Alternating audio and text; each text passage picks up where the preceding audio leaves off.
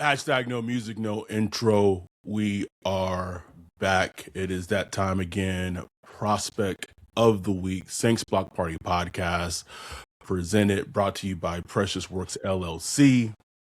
Adam, joined by my guy, my co-host Ryan, aka Wolf, and this is a probably highly anticipated Prospect of the Week episode.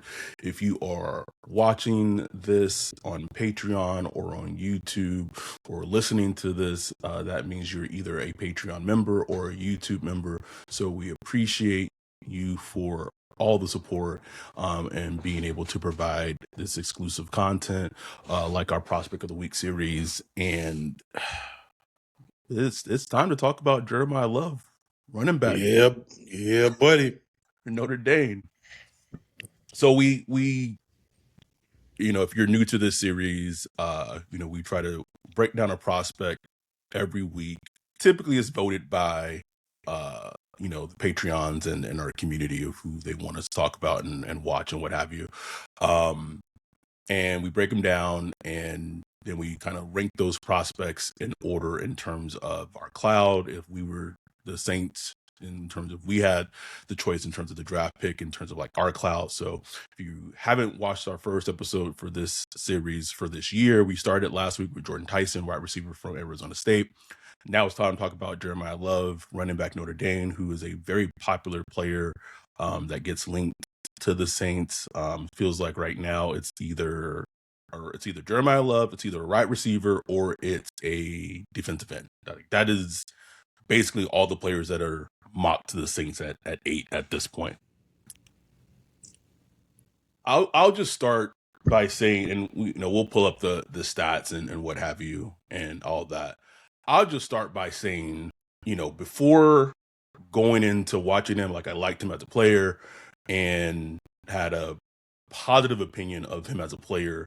But I just want to say, because I watched, I think like quite a few games of Jeremiyah Love, like probably like more than I've done for other prospects, at least like 4 or 5. However good you think Jeremiyah Love is, like he's even better, bro. Like it, like that was my biggest takeaway when I was watching him. Like I was like, gee, like every not. He's a extremely impressive player. I think earlier this week, Daniel Jeremiah Move the Sticks came out and basically said like, he might be one of the best players in the draft. And I was like, really? That was really before I started like diving in. And then like I started watching him, I was like, yeah.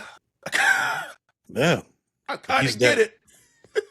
So talented. That's what I came away after I finished. I was like, this dude is really talented, man. Like, and I must say, I think I shortchanged him, underrated him quite a bit. Just kind of good. I thought he was good. Like I liked him, but after watching him, I came away feeling like, okay, he got some special. I didn't think he was that special. Promise. Thank you. Prior to this.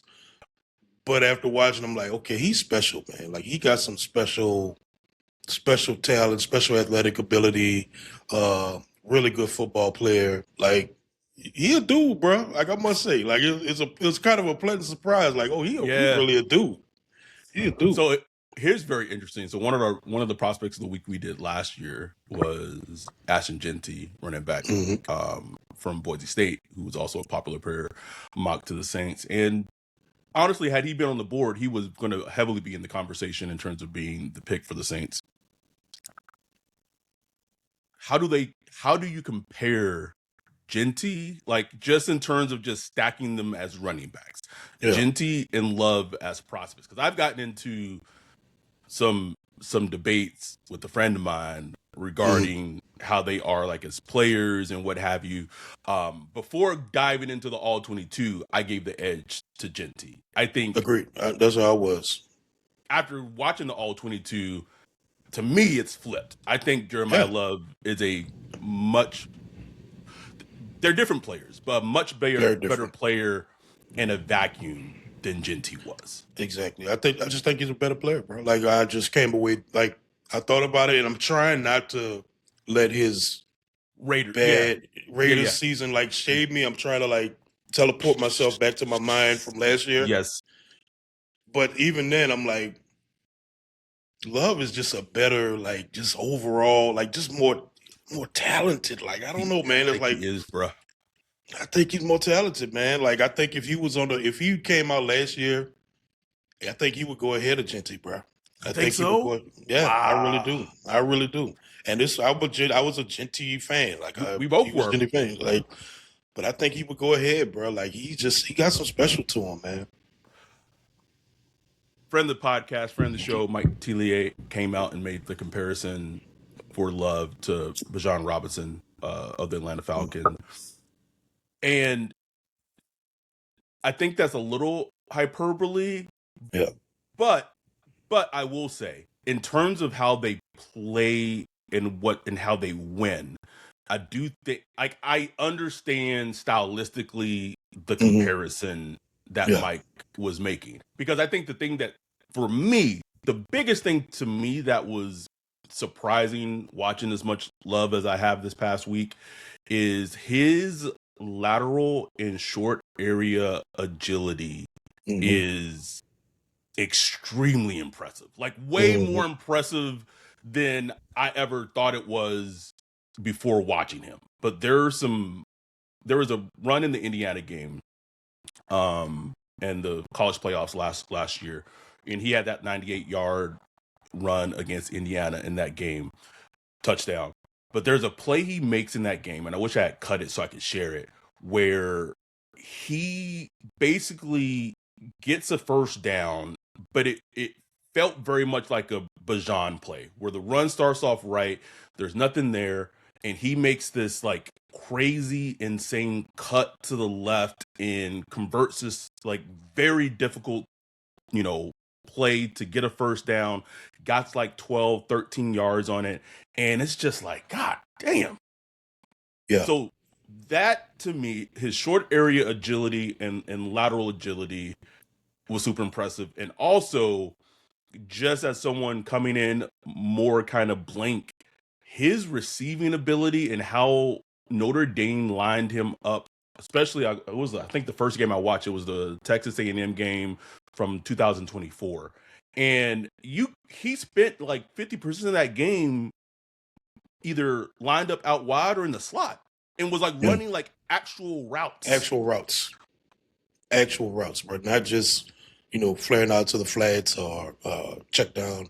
He's running routes. Like, he's running, Routes. curls and digs and all that stuff. Like, he's running actual routes, man. He looked like a wide receiver doing it. You know what I'm saying? Um, yeah, man. I was the same way. Like, my thing I questioned going into him, like, what was his how creative was he inside the hole? Because you have to, as a running back in the NFL, you just don't have the space in the NFL. You don't have the Nope. gaping wide holes in the NFL. Like, you've got to be able to be creative inside of a phone booth. And that takes some lateral agility, that takes some patience and vision and all that stuff. And he showed it, bro. Like, he showed it going against which tape was it? Was it USC? He was killing USC. He Oh was he yes. was he was gaping USC. I don't know how good USC's run defense is, like, historically or whatever, but it looked terrible.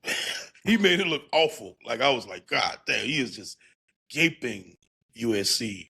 But even some games where, I think with the first game I watched, I think it was Texas A&M Texas this A&M year, this year. 25, Yep. and they were playing them tough. They were playing a run game tough, but he was like, his ability to make a little bit out of nothing was impressive to me, and eventually get those explosive plays after. You know what I'm saying? Because that's a lot of times that's how the NFL is, bro. You just getting 3 yards, 3 yards, 4 yards, 3 yards, and that's okay. And then when eventually you bust one open, we see it with like Derrick Henry all the time. All Like, the it time. was like Yep. nothing, and boom, Boom. he's just running for 80 yards out of nowhere. And those are the things he's gonna have to do in the NFL. And I thought, after watching him, like, okay, he could do that, because at first I thought he was just more feast or famine as a Yeah. running back, just like, Which you could say, potentially, if we go and just back to the Genty from last year, that you could argue was like, I guess, like a negative in his game, like in right, terms of how he ran, like very kind of feast or famine running the ball. exactly. But I thought Love. I thought he showed just a little more creativity within the hole that I thought he would. Also, like you said, his pass catching ability, like he would force Kellen Moore to Let's talk open about it it. up, bro. Let's talk about it. He would force you. You would have to, like, no way if you took Jeremiah Love, you would keep him pigeonholed in like Can't do it, bro. just a basic little pass catching routes that he's been doing like with Estime and Devin Neal and all that shit. Like, Can't do it, bro. nah, bro, you got to have this dude. You got to like when against Miami, they were down like most of that game, so he didn't run the ball a lot. But he was in there. He was like lined up all over the place, running routes, stayed in for pass protection damn near the whole damn game because they were just throwing the ball a ton. And he could do it. He's a good pass protector. Like, maybe you can argue about consistency or whatever, but he like gets in there, he blocks. He's blocking defensive ends, blocking Bane, all kind of shit. Like, he getting it in there. But yeah, bro, like if you got to the Saints, bro, like Kellen got to open it up, bro. Like go dust off one of them old Sean Payton books or something. I don't know. So, and this is, we'll talk about all the avenues of Love in terms of like the pros and like how maybe it could go badly with the Saints. I'll give Kellen some credit, right? Before coming to the Saints, he did not utilize a lot of motion at all. Like, Nope. just didn't use motion. And he comes to the Saints and completely does a 180 of that. And One of the highest motion teams in the league this year. in the league. So with Love, just to your point, you would hope that because if they were to add him and his ability as a pass catcher, and you have him out there out wide or in the slot, you have AK in the backfield next to Shough, you would hope that can force the defense to have to make a choice in the decision, right? Because I'm just like, his pass catching ability was like that, and his lateral ability was just revelations for me when I watched. I was like, God, like I like felt like Shaquille O'Neal. Like I apologize, like I wasn't familiar with your game, Right. Jeremiah. And it's just one of those things where I guess the worry, right? If we're just kind of speaking to the worries, is there's two worries. I guess there's two like avenues of thought of it. Is there's always the debate of drafting a running back too high, and that running backs are, they have the short, shelf lives, and you shouldn't be investing a first round pick, especially a top 10 pick, into like a running back. That then coupled with you have at least right now, and it's the offseason, and hopefully the Saints will address it before the draft, but you have one of the worst interior offensive lines like in football. Even if you put Eric McCoy, let's say he comes back healthy and plays 16 15 games, those left guard and right guard spots are not good. Like, they are bottom of the NFL bad, and we've seen it. The detractors, and I get it because it's a legit concern. A team like the Raiders last year, they had an awful offensive line. Genty looked terrible. He had some games where he looked like the dude, but overall, very bad season with the Raiders as a rookie. Awful offensive line. Even looking at the Eagles this year, last year they had a great, healthy offensive line, the best offensive line in football. This year, that offensive line injured, and if they weren't injured, they still weren't playing up to the abilities that they had last year. Some of that was on Kevin Petula for just not calling good plays, but Saquon had a huge down year compared to last year.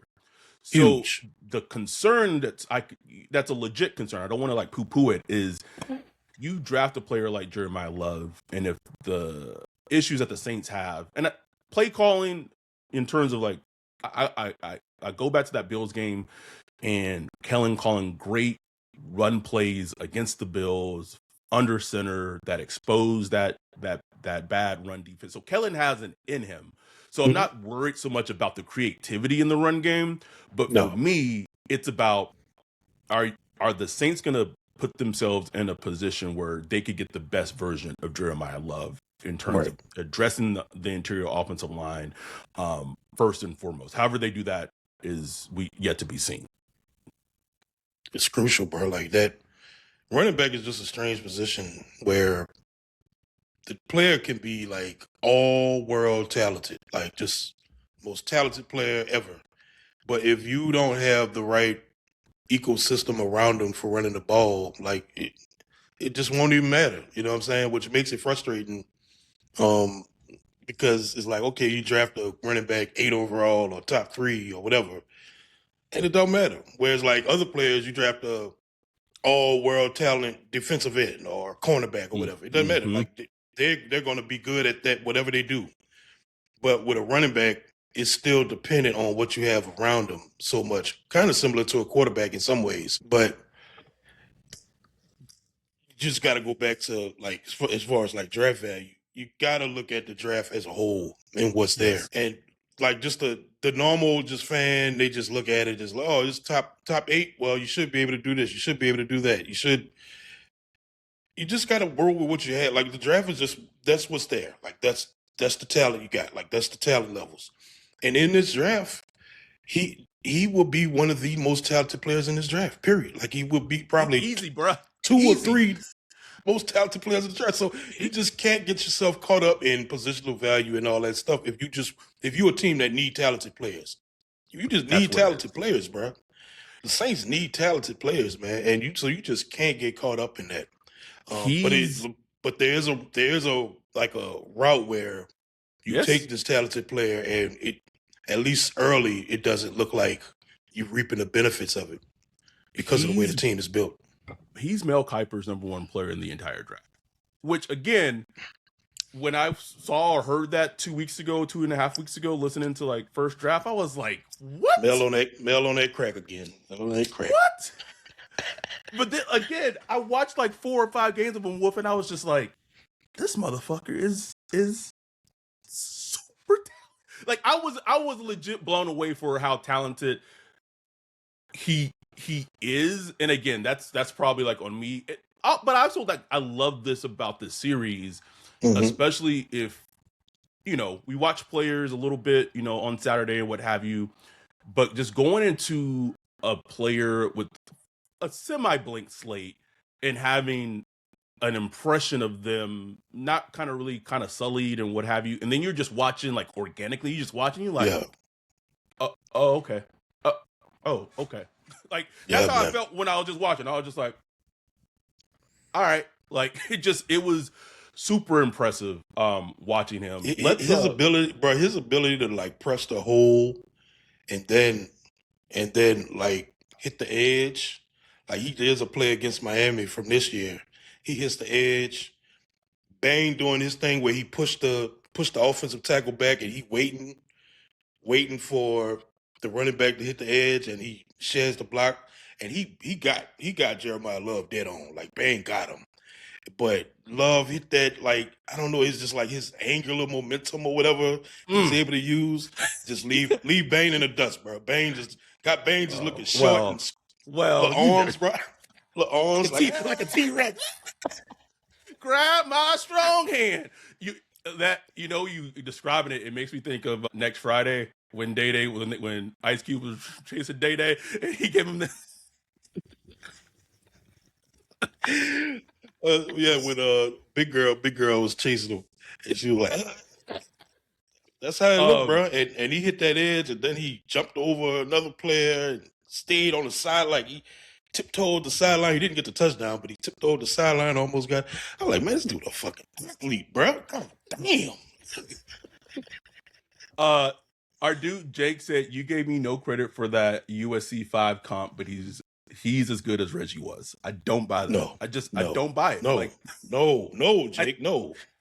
Like, can we stop with that? Like, people don't understand how insane Reggie Bush was at USC in college. I didn't watch a lick of college football back then, like none. Like I just avoided it all. I watched Reggie Bush. Like I was like, USC playing? Let me watch me some Reggie. That's just how like amazing Reggie was back then, bro. And ain't no knock on Love, but Reggie was just different, bro. Different. I'm gonna pull up Let's do. I'm gonna pull up the stat sheet for Love. Give me 1 second, because it's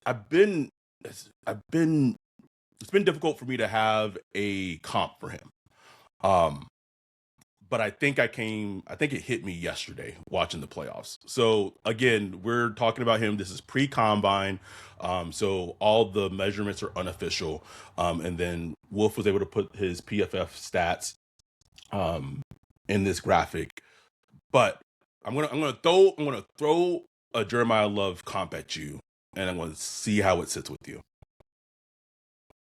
I was watching the games yesterday, and I was like, is Jeremiyah Love a Nordstrom version? Not Nordstrom Rack, a Nordstrom version of James Cook. Oh. Just watching the Bills game. Yeah, watching the Bills yesterday, yeah. And how Joe Brady, and now the caveat I'm going to throw out there, the Bills offensive line, very good, and especially like in run blocking. And Joe Brady has been, that's the one thing you want to give Joe Brady credit for is his influence with the run game with the Bills since he's become OC and replaced Ken Dorsey. And the Saints should potentially look at bringing David Edwards in as a free agent if they want to go like one big free agency move. Get David Edwards, who's a free agent from the Bills offensive line at left guard. That's a different conversation for another day. But I was watching James Cook and how he ran yesterday and just kind of thinking how James Cook runs in general. And I like it really, I was like, man, is Jeremiyah Love like James Cook, but like maybe athletically a little better than James Cook actually is. And one thing, and Bills fans and Bills media are very heavy in how, like, what's the one thing Joe Brady doesn't do is he doesn't really utilize James Cook in the passing game, even though like James Cook is a pretty decent pass catcher, but they usually put in like, you know, Ray Davis or Ty Johnson in at running back, especially like in pass protection and things like that. But if I could tell you that if the Saints were drafting Jeremiyah Love and they were getting a better version of James Cook, like a better, like think of James Cook, but like James Cook plus, is that worth the 8th overall pick? Yes, indeed. Like James Cook, one of the best running backs in the league, man. And if you're able to get a better version of that with the caveat that yes, you also improve your offensive line and blah blah blah. Absolutely, you take that, bruh. Absolutely. This offense with a young quarterback that has like no real weaponry outside of like Chris Olave and Jawan Johnson, like Bailey, baby. Don't forget Devon Bailey. Like you would give teams that opponents something they have to plan for. Like, okay, Jeremiyah Love, we got to stop him. We got to stop him in the pass game, in the run game. We got to do this, da da da. Got to watch out for this. Watch out for that. You give the Saints have nobody to talk about right now. Like Alvin Kamara, love Alvin Kamara, Nope. but like teams are not spending their Tuesday meeting. Coaches aren't sitting there like just breaking down Alvin Kamara and how we going to stop Alvin Kamara. It's just those days are just gone. Jeremiyah Love would give you that type of player. You know what I'm saying? And I'm just thinking of, because it's a very underrated part of Shough's game, and we saw it this year, Shough's ability to run the ball. And then you play off of that with Jeremiyah Love, like the read. I'm glad you mentioned that. Like in the Miami game, I think it was like 9 plays where Jeremiyah Love is basically playing fullback for the running back. I mean for the quarterback. Like, he is the lead blocker, and he's doing good at it. Like I was like, you are really a lead blocker. And I noticed it didn't matter who the quarterback was, whether it was Riley Leonard, whether it was CJ Carr. He goes in there because Notre Dame runs a lot of like quarterback powers and quarterback draws. Yeah. Love is hitting that hole, and he getting the linebacker out that bitch. He's like opening it up, and I'm just like, so then I'm thinking like, man, he could be doing that for Tyler Shough, or think about a play, the play that Kellen called against the Bucks that was basically like the quarterback kind of like sweep power that went to the left for the touchdown. You have Jeremiyah Love out there block like it. Like the Saints offensively need players to put defenses in a quandary. Like, yes. And watching these playoffs games, scheme and all that, like that matters and it goes a long way. But you got to have talented players, and Dogs. they need talented players, and they just don't have that right now. They just don't have it. Exactly. You know, something at a certain point with the playoff, especially when you watch with the playoffs, the scheme go out the window, bro. Like there was a moment in the Broncos Bills game last night where old boy was asking Tony Romo, like, hey, well, you know, what should Sean Payton dial up here? And Tony Romo was like, it's the fourth quarter. Like, Bo Nick's got to make something happen. Like, his scheme plays, like, oh, dial up this cool trick. No. Like, at that point, players got to go out there and win. Like, just go win and execute and, like, let their talent shine. And the Saints just don't have many players at, like, a talent level that could really force the issue like that. And Jeremiah Love, bro. That's it. It's just Olave. That's it. That's it. And with Jeremiah Love, you got a player who has legitimate breakaway speed, who can literally score from anywhere. And I think that's translatable. Like some players, some running backs you watching in college, you're like, okay, he's not making that run in the NFL. Like he not, like them DBs gonna catch him and run him down so quick. But Jeremiah, I can't wait. I don't know if he's gonna run the 40 or not, but I can't wait to see. Be shocked. I'd be shocked too. But I'm so curious to see what his 40 is. What would you guess it is? Cause I have a guess. I would guess it's like a 4.4 something. Like a 4, because he's like a long strider. 4.42, 4.43 yeah. sounds about. But like his speed, man, like when he moving and he really moving, he moving, bro. Like you can see that speed is serious, but it's not like Reggie Bush type speed where it's like one cut 1,000,000 miles an hour, just like 0 to 60. But he's quick, but he's not like, you know, he's a big taller guy, so his like explosiveness is not like as sudden as a Reggie Bush or even Bijan Robinson. I think that's where Bijan Robinson separates. Yes, in just a different tier because his like short area explosiveness is just like otherworldly. You know what I'm saying? Where I think Jeremiah Love for his size is really good, but it's not otherworldly like that. Mark said, if you have convictions about taking running back high as a team, look at the Lions and Gibbs. If they're that talented, then take him. But I hear that. But then the flip point of that is like the Lions had their offensive line already kind of made when they drafted Gibbs. And then they drafted Gibbs with like a bonus pick that they got. I forgot what trade that they got it from. But they had 2 first-round picks that year when they drafted Gibbs. It's just, it's such an interesting like football argument in terms of just how to build the team. Chris said a more agile version of Darren McFadden. Yeah, but like Darren McFadden, who I loved him as a prospect, but he had like elite straight line speed, but his lateral speed, very straight line. Like he didn't have a lot of lateral speed. Like Jeremiah has like lateral quickness that is super impressive. So if we're looking at these stats, right, he was a 34th running back in just terms of his carries, 1,372 yards, which was 11th in the country. What was that? 18 rushing touchdowns, which is 9th overall, and then 6.9 yards per carry. And then you look at fumbles, right? He only had 1 fumble. That's crazy. Like, so you have someone who is going to, you know, hopefully, and that's maybe translatable, like he doesn't put the ball on the ground and as a player. And when you watch the way he gets tackled, it's amazing because it's like 10 guys tackling him every time. Like it's like everybody is just, and he's fighting for yards, and he's black. Every tackle, Wolf, just black. Every tackle, bro. And I'm always watching after he gets tackled, like what's his body language after that, and he's popping up, bro. Popping up, healthy. Let's go to the next play. A lot of guys you see, they on the ground, they hurting. Nah, bro, his helmet coming off constantly. He getting through the warrior, bro. Like I really like his playing attitude, his warrior attitude, the way he plays.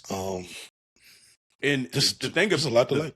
The thing about him is, did I do that right? Yes. The thing about him is, you know, we talk about this like moniker, like the Saints, you know, being quote unquote like having like swell Saints. In terms of like an actual person, bruh, like if that's like the the perception that the Saints don't really go for like, you know, roughish players or what have you, or, you know, dogs. Jeremiyah Love's gonna, like, Kellen's gonna love Jeremiyah Love when he meets him, bro. Like, just like the personality version. Like, he's just is he really on the spectrum, or is that just like a Oh yeah, they did a whole special on it on ESPN. Wow. That's wild. Kellen might be like, he just like me for real, bro. That's my guy right there. Like, representation, baby. Oh, that's perfect. And I don't mind a running back being a swell guy. Bro. Like, as far as like, you know, my DNs and my DTs, I want goons. Yes. I want nasty goons. But my running backs and my pass catchers and stuff like that, you could be a swell guy. That's all good. You know what I'm saying? It's fine. I feel like they do need a couple more goons on the offensive end, though, bro. Like Jake said, parents believe he is, but they stopped before diagnosis. Okay. That's weird that they did a whole fucking ESPN special on it, though. So if we looking at the game, so these are the games that we watched. Just for those who are, I know you watched some like cut ups on YouTube, but I didn't have time to put all that on there. The only one I watched that wasn't on here was Penn State, him against Penn State last year, which was interesting to see because, you know, he went, you know, Abdul Carter was on the team and what have you. One thing that I think gets brought up as like a negative for him is his level of competition, that he performs well against like lower opponents and puts up great numbers against lower opponents. But as the defenses get harder and tougher, his production drops off, which I did watch a little of him in the national championship against Ohio State, but I was watching him and I was like, he didn't look the same. So I looked it up. He had like a partially torn MCL or, you know, ACL or something like that. And he had a knee brace on, and you could see it during the, like, he didn't even play much at all in the national championship. So I'm not holding that against him. But if you look at teams like, you know, Miami this year, who obviously has a ferocious defense, he had some good play against them, but they pretty much kept him bottled up the entire game. But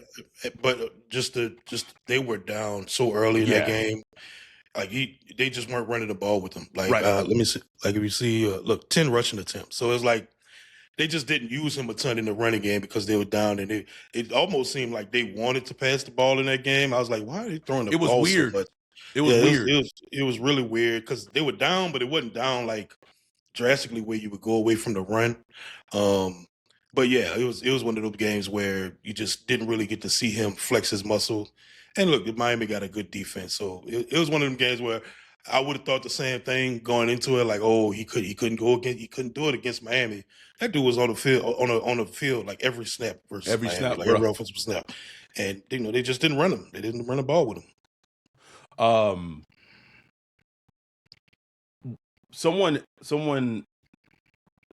he's just gonna be fascinating, because when I think about, you know, the top 12, right, there aren't a lot, like, just thinking of how running backs typically go and what have you, they aren't a lot of teams that make sense for Jeremiyah Love. Now I'll give you a team, and I don't think they'll do that just because of how high they're picking. And kind of like they're in a similar situation to the Saints with the offensive line, even though I think their offensive line is actually like worse. Like, you can make the argument that the nicest thing, or, you know, giving a quarterback an easy button, is just giving that quarterback a great running game. I kind of go back to the James Cook thing with the Bills. Josh Allen is fantastic. Like, I've had my qualms about him in the past.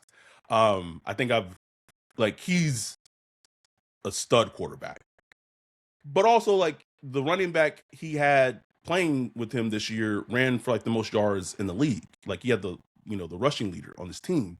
So it doesn't really matter how good you are at the quarterback position. Just having a competent, great run game makes everything so much easier for the offense. And if you just want to think stylistically of how Jordan Love can fit in to this team, some of the best plays that Tyler Shough made this season were from play action pass. You can go back to when Rattler was a starter.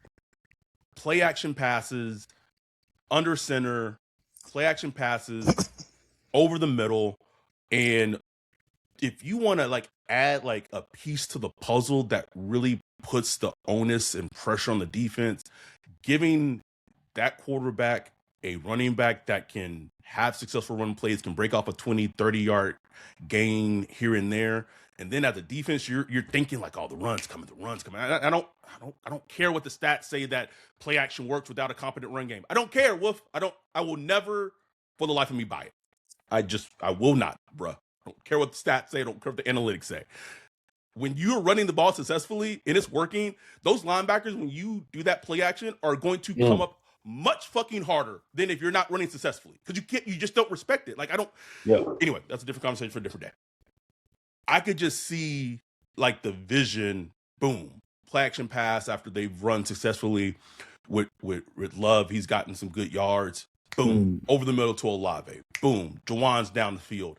That just opens up the passing game so much and can alleviate so much pressure from Tyler Shough to thinking that he doesn't have to like lift and raise the team every single time they touch the field on Sunday. And I'm glad you pointed that out, that play action. I don't think I saw one snap with play action under center. Come on, bro. With Love. Like you get him under, with Tyler Shough under center and Love in that eye coming downhill with him reading the defense, and then, do I take it up the middle or do I take it to the left, run behind Kelvin Banks, who we've seen when you could get behind Kelvin Banks, you could do some good things, bro. Like you could pop something open. So that would make my mouth water, like just seeing him. Like if I'm Kellen Moore, like that would get me excited. Like, man, I'm gonna get him at the center, get Tellen Moore in the center, with Love 8 yards behind me, coming downhill, then he hit that, boom, bounce that thing outside. Like, boy, like that'd be some good music. And off that, you could play action, fake it, hit the deep ball to Chris Olave or off that, you could just have Tyler do a quarterback keep. Like, bro, it just opens up everything. I'm telling you, bro. Not only that, they did a lot of direct snaps to Jeremiah Love, so a lot of the things we did with Taysom with the direct snap stuff, you could do that with him. He has experience there. There's another point I was going to make. It's gone. He'll come back. Jake said Love's ability to run in the shotgun game is huge for the passing game too. If you can establish the run well in the gun, the passing game can stay open. Running in the gun is so hard. It is. It is. It's very hard, man. It's very hard. And the point I was trying to make, I was going to be like Tyler Shough in that interview with Teron Armstead. He talked about like, man, we got to use AK in the passing game more. We got to get him. Like, he literally brought up the points we be making, like, use him, like, in the passing game, like, in passing routes and stuff, talking about AK. I'm like, but just the fact that Tyler brought that up. Mm-hmm. The thing about Tyler Shough is he's the type of quarterback that I think he's going to bring those stuff up to Kellen Moore. Like, you know what I'm saying? Like, he's going to, and Kellen Moore is the type that's open to hearing the input. Listen, yeah, like, what was the Kellen Moore word during the collaboration? Collaboration, bro. Collaboration. And from everything I've heard, it seems like that's true. Like, even Tyler Shough said, like, they just be texting each other plays and stuff like that. Like, believe it or not, like, not every head coach is like that. Like, you got to go through the hierarchy. You got to talk to his assistant head coach first. Then he's talking directly to the head coach and the play caller about stuff that he likes. So I would have a little more confidence that Love would get used in the passing game. I think Kellen Moore would open it up a little more if they were to draft him. I just, it just remains to be seen, though. It does. And there is a play, I'm trying to remember what game it was, where I got to start taking notes, bro. Yeah, me too, bro. But it was a play that he made, that Love made, where he just ran a real route that just went for a touchdown. I'm trying to find it. Was that against Texas A&M? Yes. Was it the one-hander? The one-handed catch? Yes, it was. Yeah. It was. Mm-hmm. Whew. Um, I want to show I want to be able to show it to. Okay, yeah, it was the one-hander. Okay, let's see if this is going to work. I just want to be able to show this to like our viewers, just in terms of, because we don't really care, because these episodes are for Patreons, and so like in terms of like monetization, like we don't really care about that. But these are the things that we're talking about. That if you draft a player like Jeremiah Love, like he will force you to utilize that skill. Because if not, like you're not utilizing him. Right. So that was from this year, and look, that was a great concept because you had like a man beater. It's kind of similar to the play that Sean Payton called in 06 against the Bears with Marcus Colston and Reggie Bush. He just brings a dynamicness. He would bring a dynamicness to this offense that it doesn't have. Now, on the flip side, you could argue, and I think it's a very realistic argument that one, should a team where the Saints are be investing in a running back right now? And two, if the things that are not fixed offensively in terms of the offensive line, it could become a wasted draft pick in terms of like him not being able to like his potential and what have you. No, I think how they approach free agency will tell us. Will tell us a lot, because they could go and they could sign a running back. There's a ton of running backs in this free agency class. So say they go and pay, I don't know, Gainwell or who else out there? Gainwell, Kenneth Walker, Tyler Algier. There's plenty. Rashid Wright? Not Rashid Wright. Rashad White. Yep. I'd say they go and pay him, like, if they paid like somebody like that, like, you know, I don't know, 9-10 million a year, I don't think they drafted Love. Like, it's that. Now, if they go into this free agency and, you know, they go sign a guard or two and don't really address running back, maybe they might sign like a cheap running back or something, but nothing major, then to me that would signal that they're at least open to drafting Love or a running back in the draft. Yeah. And so you really got to wait and see like how this free agency plays out. The difference in this running back draft class to last year's running back draft class, because last year, like the argument was, okay, Genty, you know, the value isn't there for Genty. You can wait to round 2, get a Travion Henderson, get a Judkins, whoever. Marion Hampton, just running backs everywhere, bro. That is not the case in this draft class. That is not the case. Like the gap between Love and like the running back 2 in this draft class is a huge. Massive. And you could argue like the running back 2 is his teammate. His teammate.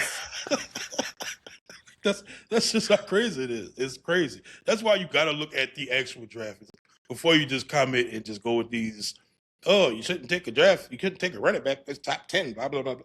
You got to look at the class that you're actually in, like, because this is the supply that you have. Like, this is the supply of the products you have. So, like, the Saints need talent, man. I don't care what nobody say, bro. I don't care about you know, are they at the point in their talent level where they should be focusing on running back? They are at the point where they just need talent. Like, I don't understand. They need it everywhere. Like we need, like, okay, I'm not saying if you got a stud defensive end edge rusher right there and he's graded just as about well as Jeremiah Love, I completely understand if you say, okay, I'm gonna go get this edge rusher, because it's hard to find edge rushers. Edge rusher, corner. Like, we need that. Like, I could understand. I could completely understand or get with that. But if you get to a point where, okay, it's like, is Jeremiah Love or like the third best edge rusher, or like, you know, trying to think of another position, you know, him versus Caleb Downs would be very fascinating to me, because there's 2 positions that you normally wouldn't take top 10 or whatever, but both to me are like the most talented players in the draft. Both like just super clean, bro. Just clean players.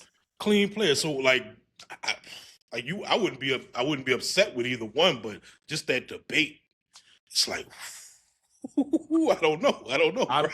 I'm saying this pre-watching Caleb Downs, because we are going to watch Caleb Downs for obviously an episode, and thank God we have all 22, because that's the only reason really way you can, you know, when Yeah. you watch safeties and corners. Like I watched 2 games of Mansour yesterday. Oh, really? Yeah.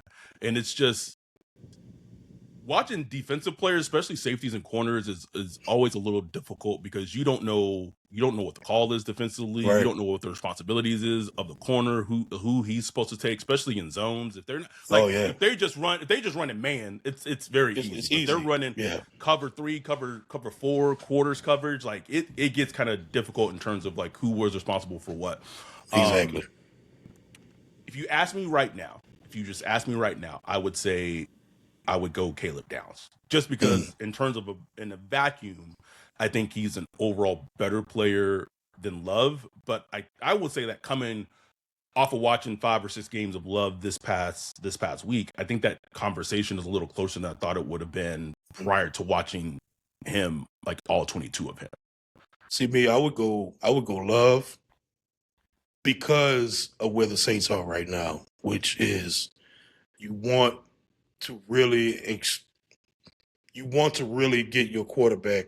I get it. In a good spot. Like you want him to be successful. And I think Love would just give him that, okay, it doesn't have to be on me every week. You know what I'm saying? Just like we could have a game where Love just take over. Like, you know what I'm saying? Maybe it's a game where Shough just ain't, the defense just ain't giving it to Shough. But you Love, he can take over a game for you.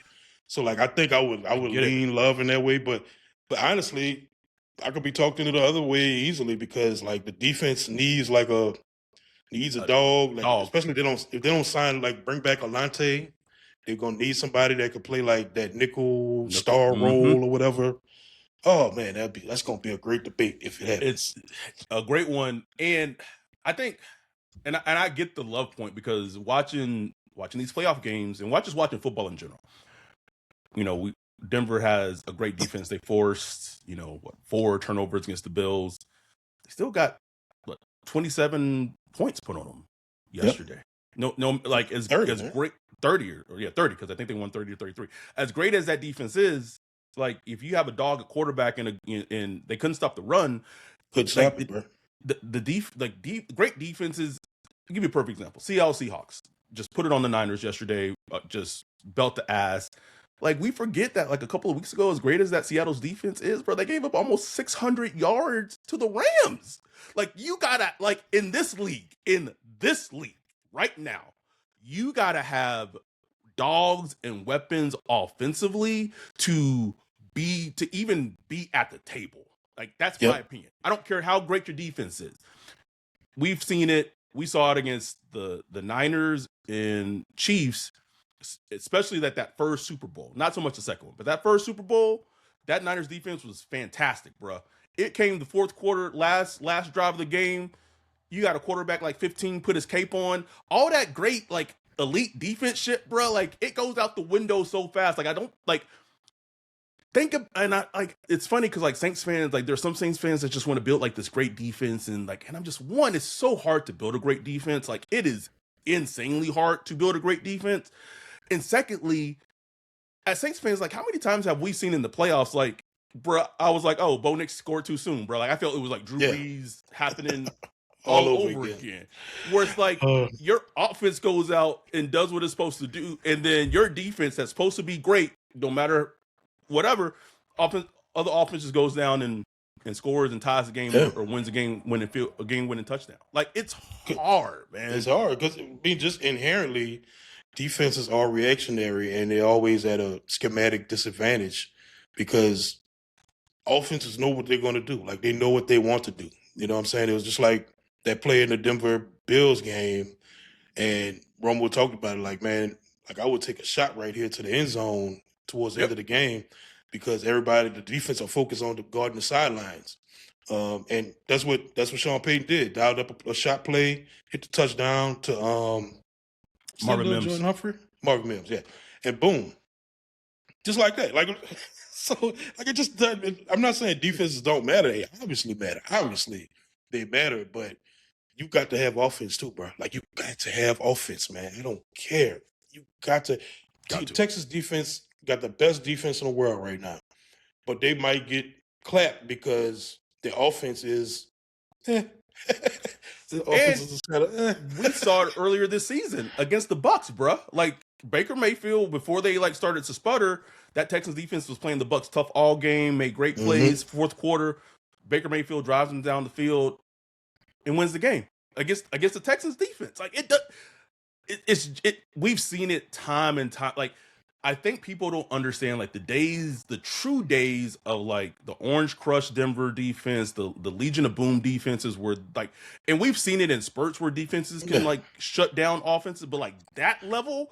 But those are like historical like level defenses. You know what I'm saying? Like they don't exist anymore. Woof. You just don't see them. Like you got a lot of good defenses, but like historical 13 points a game allowed type defenses, man.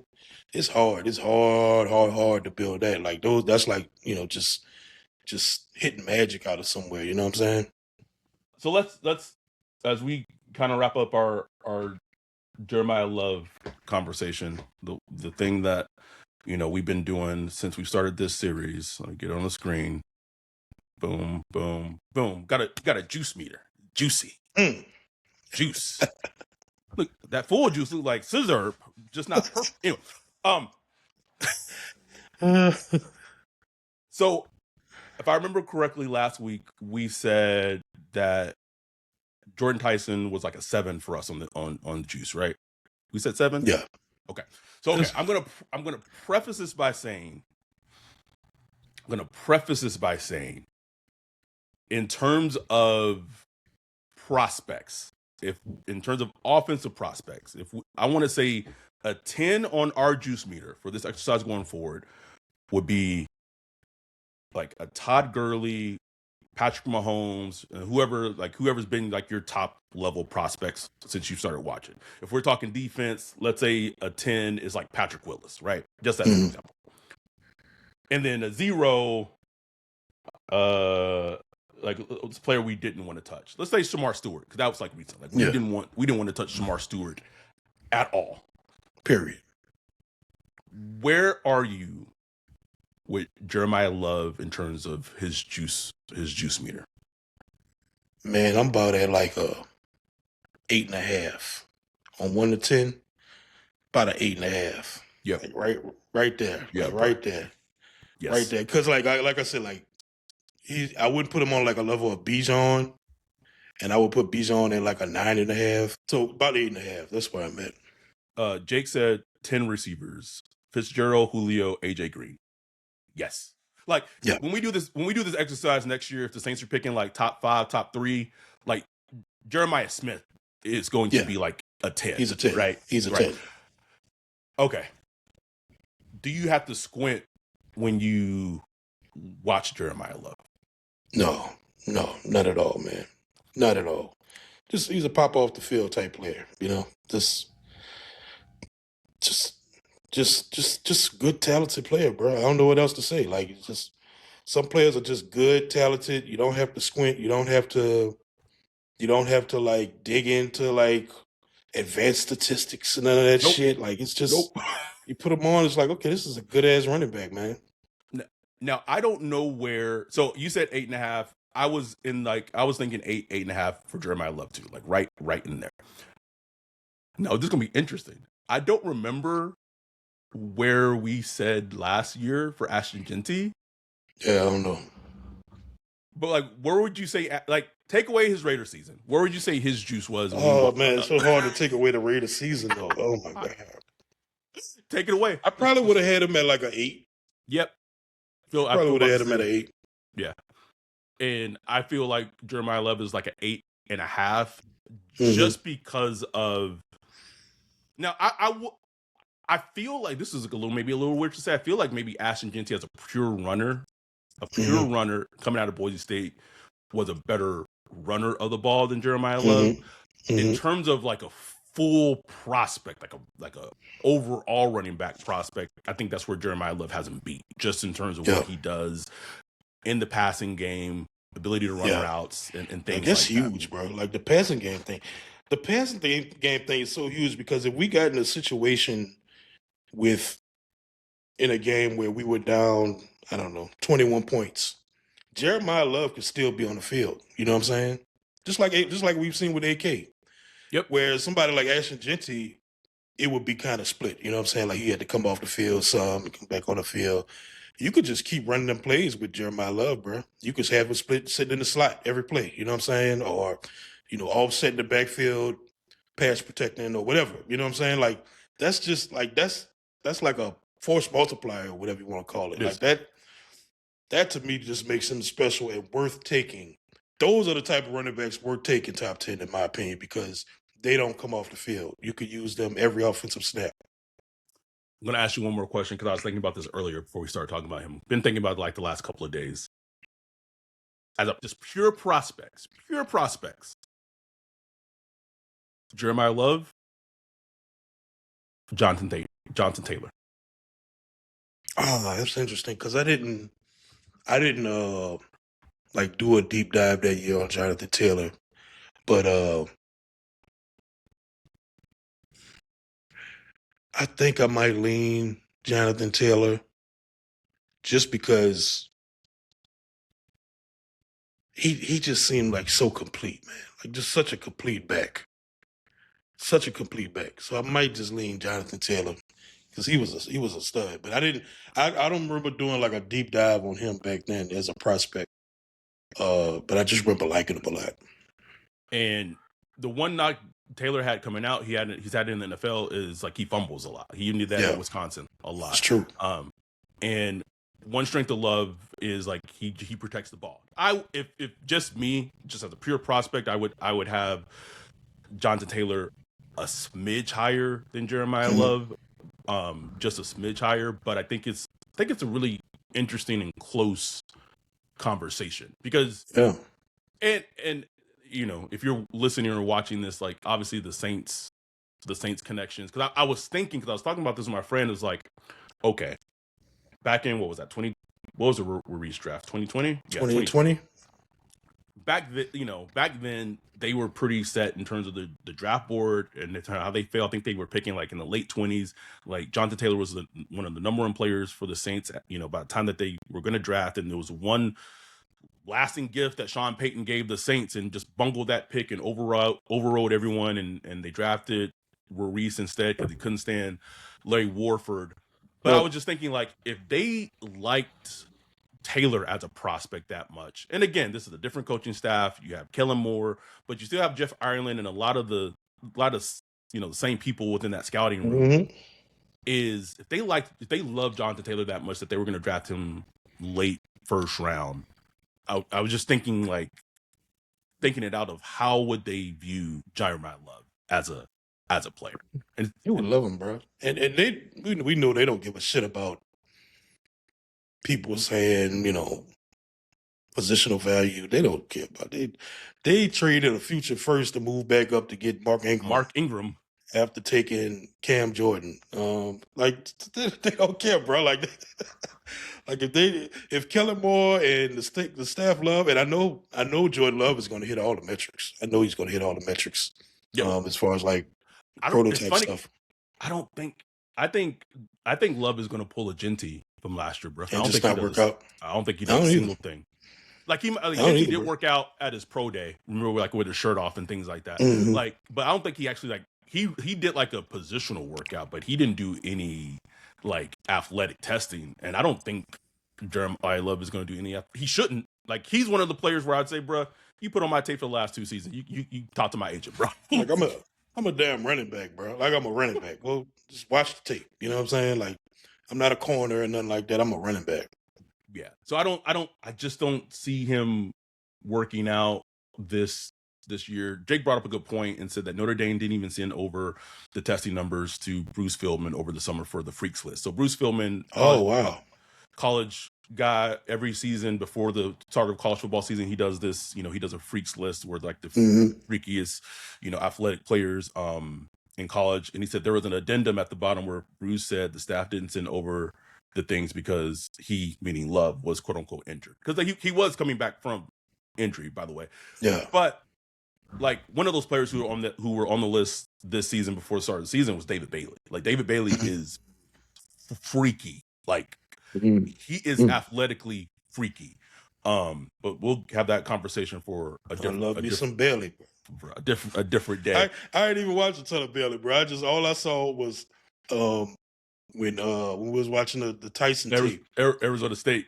Yeah, and I'm like, God damn, who is this? He was just wrecking that offensive line. I was sold. That's David Bailey, bro. But let's wrap this up. Finally, talking about our clouds. So I did not expect that before I watched Jeremiyah Love. Did not expect that, bro, at all. I did not at all. I did not expect that. I'm gonna say this. As we move forward, because we're going to talk about a lot of prospects, because it's a lot of time between now and April. It might be hard to knock Jeremiyah Love from the top, bro. Like that is how. Like Caleb, I could see Caleb Downs. I could see for me him being higher. I don't think we're not even watch Alvaro Reese. I'm not even I'm not going to do it to myself. I'm not going to do that for us. Nope. But that's impressive. Like. I was like, oh, I know Jordan Tyson gonna be above Jeremiyah Love, like, but you put on the tape, you watch the all 22, it just felt like maybe because he's a running back, he gets the ball more. I don't know what it is. I don't know. But I just felt like every time like he did something, like I came away like impressed more with Love than was with Tyson. I had more rocked up moments. I'm like, yes, rocked for up. sure. And just had the bonus. For me, and I didn't say this last week, but when I was watching Jordan Tyson, there's a part of me that did have to squint some. I know you said you didn't. I had to squint some games of like, yeah, like, okay, I kind like I see it, and then there's some times where it's like, okay, I see it, but there's some times where I'm like, yeah, I can't. Did not have to squint one iota with Jeremiyah Love. Not one. Like it was evident, it was clear. My eyes were like, oh, okay, all right, yep, I get it. And that is something that would surprise us. I'm gonna throw, as we wrap up, I'm gonna throw this one at you. Okay, just because I've heard this. Obviously, a lot of buzz that the Chiefs could draft Jeremiyah Love, and it would make a lot of sense. There's a current playoff team who plays tonight that is infatuated with Jeremiyah Love as a player. Infatuated. Ooh. Well, actually, there's two. There's two teams. Well, both of them, I will say, actually. The Rams and the Bears both absolutely love Jeremiyah Love. If one of those teams calls up Mickey, Ryan Poles, Les Snead, calls up Mickey and says, hey, we want to come up for Jeremiyah Love. Let's say even the Rams are offering you the Falcons pick, so maybe you don't have to drop down that far. You don't got to drop to like the 20s. You just got to drop to like 13. Oh, okay.